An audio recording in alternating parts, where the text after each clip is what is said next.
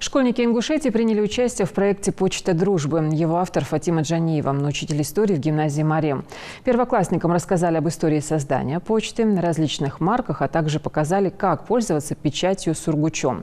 В завершении дети написали письма школьникам других регионов – Вологды, Перми, Омска, Владикавказа. Напомню, проект реализуется благодаря отличной защите команды в центре «Машук». Идея возникла на первом всероссийском форуме классных руководителей. Мы уже в проекте второй год, и мы поздравляем друг друга с окончанием учебного года, с праздниками, и поздравляем также с юбилеями школы. Вот были даже такие школы, как города Перми, которой исполнилось 100 лет. И вот с этим юбилеем мы с нашими учениками, с нашими гимназистами поздравили школу с такой круглой датой. Наш проект, он знакомит всех учеников, педагогов во всей нашей огромной стране с традициями, с обычаями, с историей, с культурой ингушского народа.